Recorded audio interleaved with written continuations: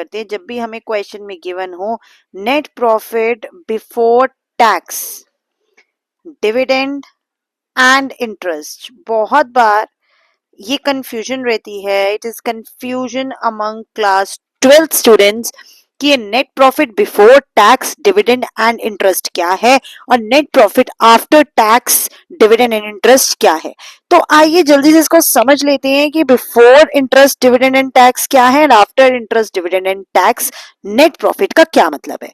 आज इस टॉपिक को समझ लेंगे तो it will going to help you even in business studies, it is going to help you even in accountancy. तो let's understand this interesting fact.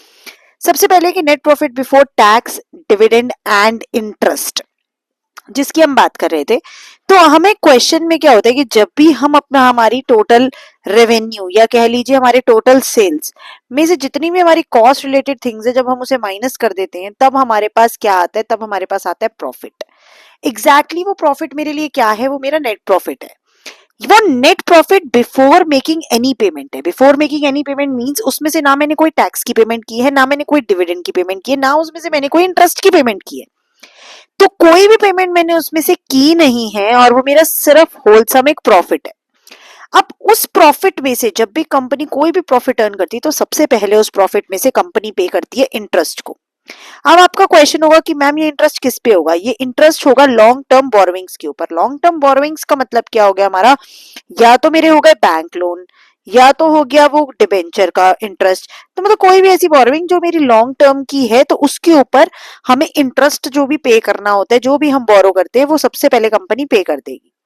Long term borrowings के ऊपर जब भी हम पेमेंट करेंगे तो ये हमारा आ जाएगा net profit before dividend and tax. क्यों? क्योंकि अभी हमने इसमें से डिविडेंड नहीं दिया और टैक्स नहीं दिया, इसलिए बिफोर का फिगर है। अब इसमें से कंपनी सबसे पहले देगी डिविडेंड। आप कहेंगे कि मैम इक्विटी शेयर होल्डर्स को तो हम डिविडेंड दे ही नहीं सकते, लेकिन हमारे पास एक प्रेफरेंस शेयर होल्डर्स होते हैं जो कि हमारे आप कह सकते हैं हमारी एक एक्सटर्नल लाइबिलिटी की तरह ही होते हैं। क्यों? क्योंकि आपने देखा होगा हम हमेशा वर्ड यूज करते हैं 10% प्रेफरेंस शेयर्स, 9% प्रेफरेंस शेयर्स, इस तरीके से। और हम इक्विटी शेयर्स को सिर्फ और सिर्फ इक्विटी शेयर्स से ही डिनोट करते हैं। इनके साथ कोई फिक्स्ड ऑब्लिगेशन नहीं है, इनके साथ कोई फिक्स्ड हमारा फॉर्मूला नहीं है, इसलिए हम क्या कहते हैं कोई फिक्स्ड इंटरेस्ट नहीं है जो हमें इक्विटी शेयर होल्डर्स को देना है। क्योंकि इक्विटी शेयर होल्डर्स हमारे रेजिडुअल ओनर्स हैं। जिसको ये इक्विटी या शेयर होल्डर्स के बीच में डिफरेंस नहीं पता वो मेरी प्रीवियस शॉर्ट्स और वीडियोस को देख सकते हैं, उसमें मैंने इक्विटी शेयर होल्डर्स और प्रेफरेंस शेयर होल्डर्स के डिफरेंस को बहुत अच्छे से एक्सप्लेन किया है। तो you will able to understand कि क्यों हम इक्विटी शेयर होल्डर्स को रेजिडुअल ओनर्स कहते हैं।